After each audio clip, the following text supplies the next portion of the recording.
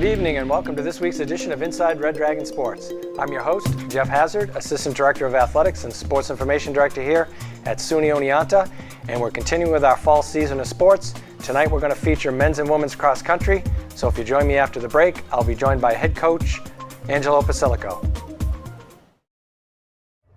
Danny, thank you for coming. I've been meaning to talk to you for a while. It's about us. I can't be with you any longer. I know you really like me, and I like you too, but it's just too much for me. It's like you always have to be around me. Like when I ask if you want to go for a walk with me, you get so overexcited. Maybe it was a bad idea to move in together. It's my fault, not yours. I was just so excited to be with you, I didn't realize I wasn't ready. You're a good dog. I know you'll find someone great.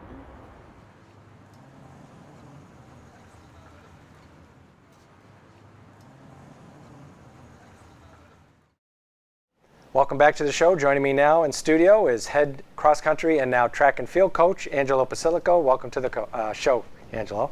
Thanks, Jeff. I think this is round 4 for us on the show. Now, since we had you on last, you've now added on a second title, and now you're overseeing both men's and women's track and field as well, with the departure of Matt LaPiccolo, who headed to Duke University to help them out with their program. Tell us what this does for you. Sure. Well, we're really excited for Matt and his new opportunity there.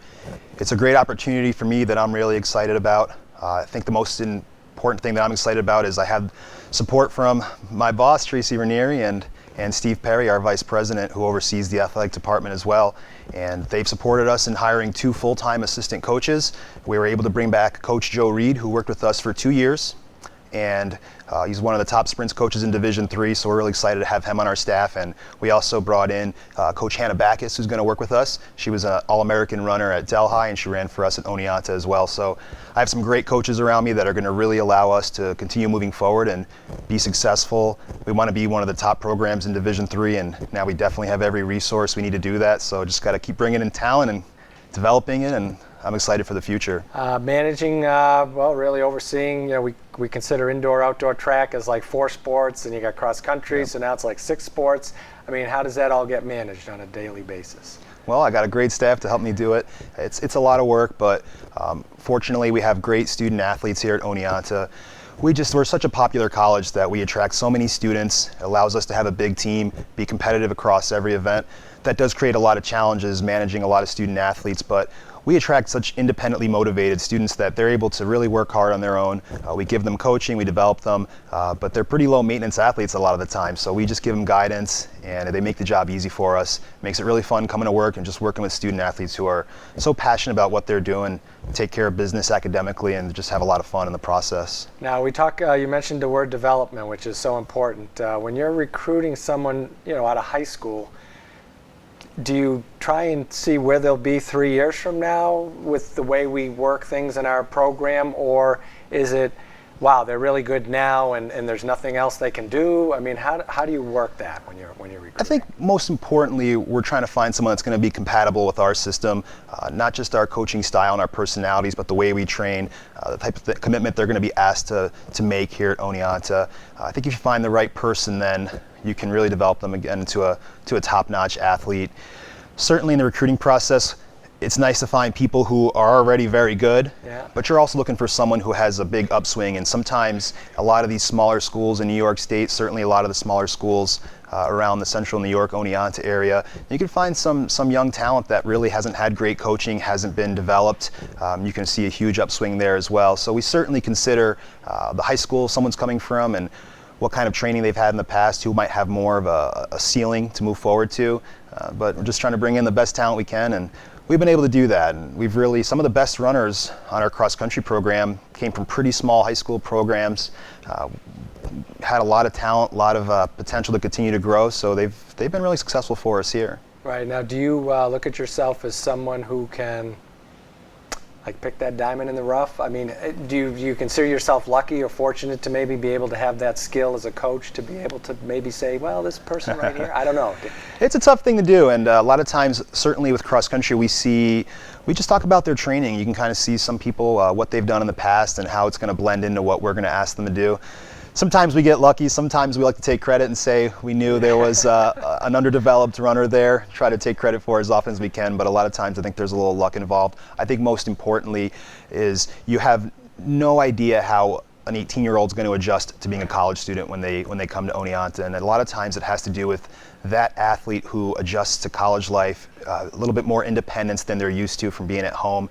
The students that handle that adjustment the most typically are able to excel at the highest level as an athlete, and it's really hard to predict. So we just try to find students that we think are going to be motivated, are going to fit in well with our coaching personalities, want to keep academics as their first priority, and hopefully we get lucky and we choose correctly. Right. Now, of course, cross-country season, we're already into the season now. We've started off pretty well. Our first 2 invitationals we've had, we won both of them.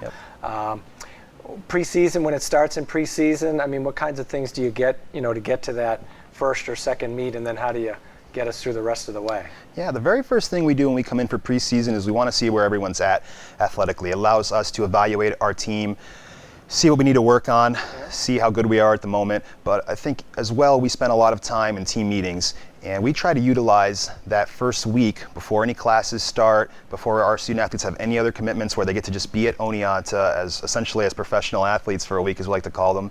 And we just teach as much as we can about how to train as a college runner, nutrition, recovery habits, how to be successful as a student, so that as the season goes on, they have as many skills as we can prepare them with moving forward, minimize stress down the road, so that we teach them time management, so that they're not overwhelmed with schoolwork as time goes on in the semester. So we do a lot of that stuff on the front end.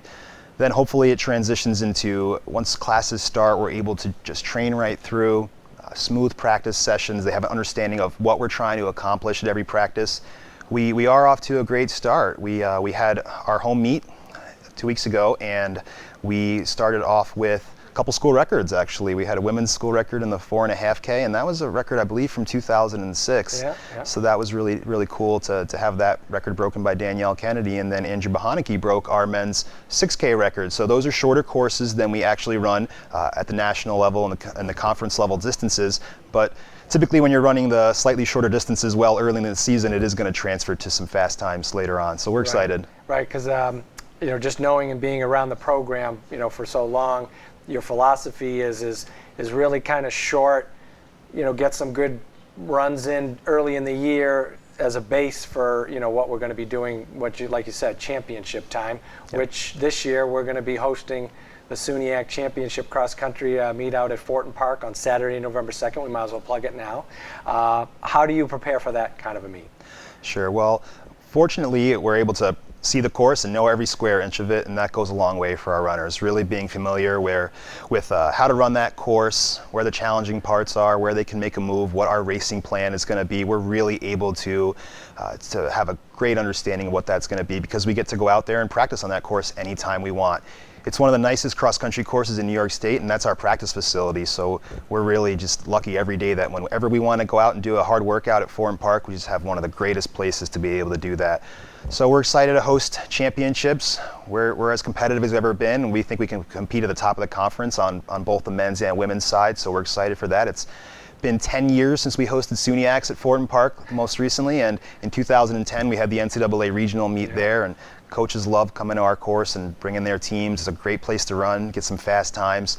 So we're really excited for it. We're lucky to have administrators on campus that are so supportive of helping us host a great meet, live webcast, all those things that are just really unique to Oneonta and really special, that we can put on a great meet, not just for the conference, but for our student athletes, more importantly. Right. These student athletes in the SUNYAC, it is one of the most competitive conferences in Division III. So these student athletes deserve a great championship, so we're really happy that at Oneonta we're an institution that can provide that for everyone. Now, when you talk about race plan, and of course we have quite a few younger runners this year, maybe more on the women's side, that are doing well at the beginning of the season. How do you carry those young kids through the whole year to get them to the championships? Sure. A lot of it has to do with teaching them how to train smart over the course of a season, how to understand everything is a process. There's a progression of things that we're moving towards. It is a young team on the women's side. We have 15 of our 28 women's cross-country runners are in their first season with us. So certainly at practice, that means they might need to work on some remedial things, be taught things a little bit of a slower pace than we might be able to work with some of our older runners. But when you have great leadership with your upperclassmen, which we have on both sides this year, a lot of those things, they're taking care of it. Right. So when we get to practice, we can get the workout done, get better as runners. They have to understand that it is a long season. And the college season is very different from the high school season, where at the college level, we hardly race at all in comparison to where a lot of these high school runners a year ago were running. They run twice a week sometimes, a lot of them. So 2 5Ks a week, and it's a very different, you come to college and it's more about training and learning how to train correctly. So that's what we hope to teach. We had that preseason time where we hope to get that understanding across. So staying healthy is a big part of it too. If you can keep these runners healthy, and this is the time of the year where they're catching colds and the flu is going around and all that stuff. So if we can keep them healthy with good diet, good sleep habits, hopefully then it'll keep them to have a good season at the end. Right. Now, recovery is very important in our program. I mean, if you look at our schedule, we opened up and then we had 2 weeks, basically 2 weeks off, and had another meet, and then we're, another week in between, and then we're off again. I mean, why would you do that early in the season and maybe not later in the season? Sure. In the beginning of the season, we want everyone to understand in our program that it's about the training and not the racing. Everything we're doing in August and September is to set ourselves up for really November 2nd is the first meet. We're really going after it at SUNY Championships. November's a long month as well. It's a 4-week championship season as it is in cross country. So we're using September to prepare for later in the season, and we don't want to have so many meets on our schedule that it overshadows the training that we're trying to accomplish. So we had 3 meets in those first 5 or 6 weeks of our season, and that's plenty for us. We use them to evaluate where we're at in our season. Really, at this point, they're just there to see how training's going. Are we progressing? Is training going well? What might we need to work on depending on how some early season races go? Then hopefully that'll transition into later in the season where we can run some more races, run in competitions that are high performance, and hopefully from there everything is coming together at the end of November this year, where November 2nd here, and then 2 weeks after that we'll go to the NCAA regionals and hopefully move on to the nationals the week after. Before we head out here, names of some men and women that we should be looking for in the results this year. I mean, who are they? Sure. Well, as we'd said, Danielle Kennedy is running great. It's her senior year. She broke a school record at the first home meet. I think everyone expects her to be one of the top runners in the conference, and she's doing everything she can to prepare for that.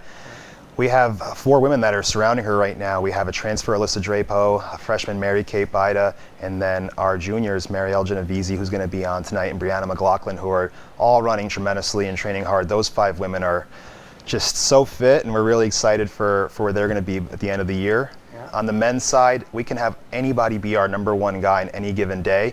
We're very tight grouped right there, but Jim Bernstein, Charles Remillard, Tom Haskins, Mike Didis, Andrew Bahaneke. We got a freshman, David Busby. I don't want to leave anyone out. I can go down my 18-person roster on the men's side, and anybody can make our top 7 on any given day. Those guys are such a tight group right now, and everyone's working so hard.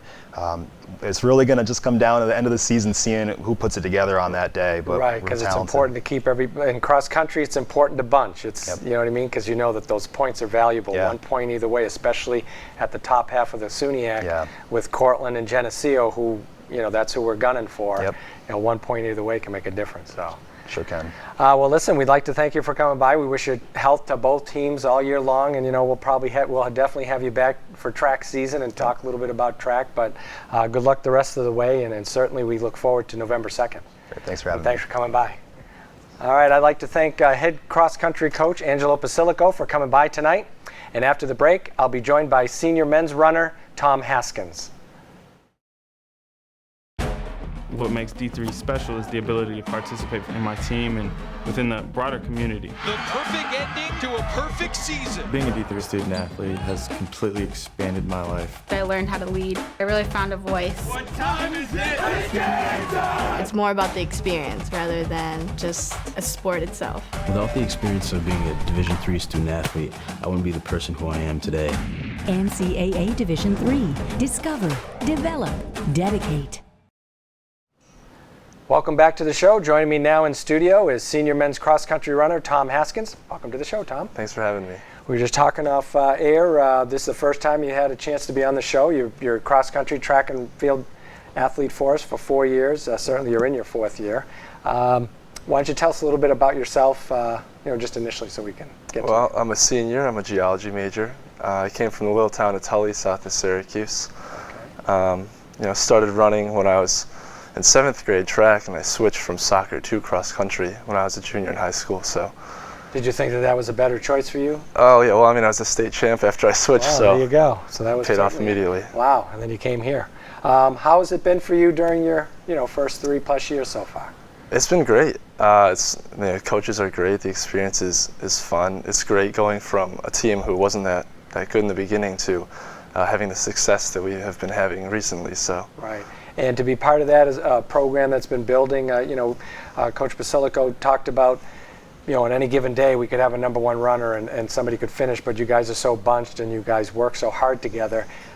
Is that the kind of program now that we've built here at Oneonta? Absolutely. The change from having a couple different factions of runners who are kind of butting heads and competing to see who's going to be the best, to having such a close-knit group of guys that's pushing each other and seeing who's going to be the best in practice, the best each weekend in the races. It's way better. And it keeps growing better. Right. Now for you, as a senior member of our team, the younger runners who are coming into our program, how do you guys handle that for the younger guys? Well, I think all of the freshmen have beaten me in at least one time trial race so far. So they're definitely pushing me to run better and to train smarter and to be the best I can so they don't beat me. But it's great having this new addition, this influx of young guys who is so talented. These guys are running times out of high school that would have blown my times away. So it's real great having these guys on the team and continuing to build this program better. Right. Now, as that carries through, towards, because we talked about coach and training, training smart, staying healthy, being fit, learning all those things to be able to. So as a senior member who's been through it already 3+ years now, how are you approaching that with those younger runners? Just coaching them myself, telling them, hey, do this or don't do this. So you really have to become a student of your sport to excel, and if that's something you don't understand, then you could get hurt, you might not get better. So trying to teach these guys, the rights and wrongs per se of running and life itself to just get them to. Do you think that's more maybe happens in individual sports, maybe more so, to be, like you said, a student of your sport? I know that we consider like a basketball player, team sport guy. Certainly they want to learn as much as they can about their sport. But do you think there's a little more finer things that need to be learned in cross country and track and field? Yeah, the nuances. There's so many little things that there's one little thing could go wrong and it could take you out for the whole season. So understanding, not running too hard in practice or getting to bed on time or eating your vegetables, these little things that might not seem like a big deal now they could take you out for the rest of the season if they continue. Now, certainly, it's funny you should say eating your vegetables. We hear it from, all our lives, eat your vegetables, How important is doing the right things within our training program here at Oneonta? It's imperative. If you don't have a good diet, you're going to be hurt. You're not going to progress and get better, and you're not going to make it to the end of the season. There's a lot of talented runners that I've come across in my days who, whether they don't sleep or they don't eat or there's something that's not quite right, and they haven't gotten any better. Right. Now, as we go through our season now, we've had a few home meets. We've had a couple of meets now. We've run pretty strong. Our bunching has been good. How have you felt through the first couple of meets that we've had? We've won them both, which is always exciting, always a good way to start the year. But how have you personally felt during those first few weeks? I felt good. I made a huge change in my training. I've been running a lot more miles, so it's taken a little bit getting used to. But I've been running well. I've been running faster than I thought I would have been. I'm pleased with my times. And I'm pleased to see my teammates blowing me away. I thought I'd be our top guy this year, and I'm our 4th or 5th, or who knows where I'll be down the road. But I'm happy with it. Yeah, to have guys that can just step up and perform each week, maybe when someone's not having a great day, because in cross country, like you said, you could be out on the course and all of a sudden something could just not feel right, and it's good to have teammates that can, pick up the slack, so to speak. Right. We're hosting the SUNY Championships this year. How exciting is that? It's very exciting. It's the best feeling to be able to go out as a senior on your home course and represent your school and have your fans and your family there, spurring you onward. So. And where do we think we're going to be? We're all optimistic top 3. Where do you where do you hope we are at the end? I hope we're at the top. We've got a real strong team, and if some of the top teams, Geneseo and Cortland, if they're not on their A games, we'll be coming. We'll be coming. Anything in your 4 years here that pops out to you, a memory or something that's really been a highlight for you, either academically or athletically? Athletically, indoor last year, winning the SUNY Championship is easily my favorite memory. Yep. Winning it for Angelo and Matt. It was great to see how far the program's come from my freshman year when we were last outdoors to junior year we're first. Right, I'm pretty proud of that. Yes. Now, you're a geology major. What are you hoping to be able to do with that? Find a job. Wow. I hope. I'm not too sure what I want to do after I graduate, whether I go to grad school or just into the field. But I don't know. I've been paying attention to the hydrofracking, and maybe I could help make that safe. Well, we certainly hope so. And I know the program here in geology has graduated quite a few. The program is a very top program in here, and certainly the kids who graduate from here are doing some great things. I mean, I've been able to be in touch with some of them that have been out there, and they're doing some incredible things you wouldn't even imagine. So I'm sure that there's going to be plenty of opportunities for somebody who's as bright as you and wants to work hard, right? Yes, I can only hope. Yeah. Well, listen, we'd like to thank you for coming by tonight. We hope you're healthy all year long, and we hope that you accomplish all your goals in 2013-14 and go out on top in everything, cross country and track. Thank you. All right, well, thanks for coming by. Thank you. All right, I'd like to thank senior men's cross country runner and track and field athlete Tom Haskins for coming by tonight. And after the break, I'll be joined by junior women's cross country runner Marielle Genovese.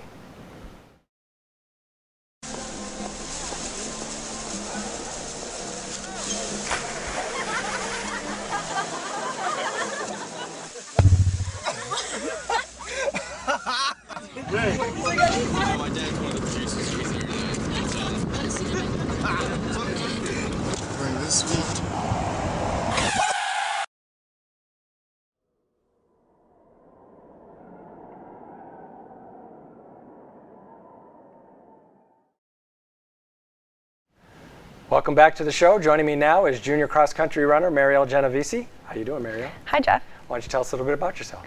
Well, I'm a junior, so I'm going to my third year here, and I'm an anthropology and English double major.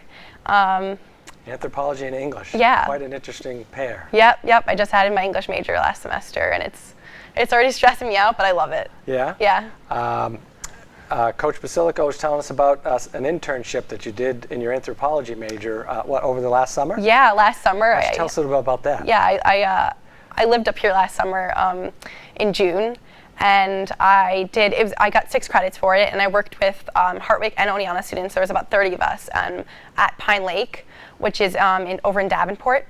And we worked on a 4,000-year-old Native American site. Wow. Yeah, 4,000 to 6,000 years old. And it was probably one of the most amazing experiences of my life. I mean, as an anthropology major, you learn about these things and you take the classes, but then I was hands-on working in the field handling artifacts that haven't been touched in thousands of years. And when you think about that, you're just, I was elated, and it was just incredible work with 3 professors who I love them, and I've been taught by them before. So I got to spend every day with them for a month. Wow. Yeah. So that was, I mean, you see the shows, you see people on TV digging things up, and you're like, what are they finding?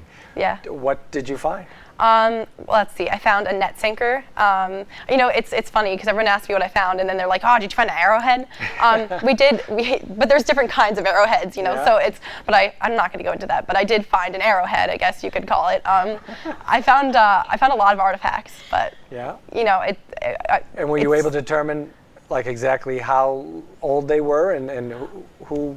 Well, yeah, we had put them in the lab, and then we do lab analysis, but then the research is farther carried out by students here, or professors, so we don't necessarily date the artifacts, although we know by stratigraphy where they were, so we kind of can estimate how old they are.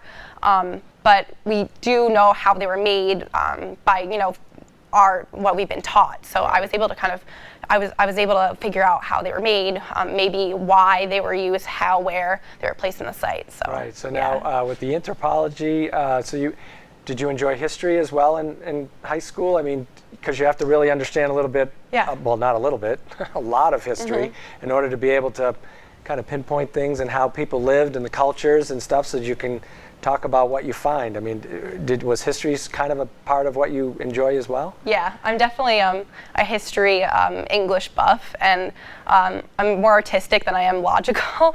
So math and science, I mean, biology, yes, I mean, but math is just not my strong point. So I was always kind of dwelling in the history English area, which is why when I came to college, I decided to try out some anthropology, and I love it. Right. I really love it. So now with the anthropology and the English major as well, I mean, is there a way that you'll be able to combine those two into something when you I mean, you got another year, so. Yeah, oh, thank goodness. I have another 2 years to figure it out. Yeah. I definitely want to go to grad school. I'm definitely looking to go to grad school for anthropology. Maybe do something with writing and research in anthropology. I'm not really sure what direction I want to go in, but everyone always asks me what you're going to do with an anthropology major, and anthropology is just such a broad field that there's actually many avenues you can take it. I mean, you could go into, government things, you could do archaeology. I don't know if I want to do archaeology. It's hard, and I get really worked up about it because I just love it all. Right. Well, it sounds like the experiences that you've had thus far are more than, I would say, the average student. Yeah.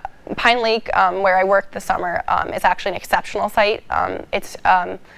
We found so many artifacts. It's just chocked full of artifacts there. It's huge, and many students don't even, when they take field school, when they do field school courses all around the United States, they probably don't get the same amount of experience I have with hands-on artifacts. Right, because certainly the whole state of New York is such a, the Native Americans that lived in this, even just in Oneonta, I mean, Oneonta itself.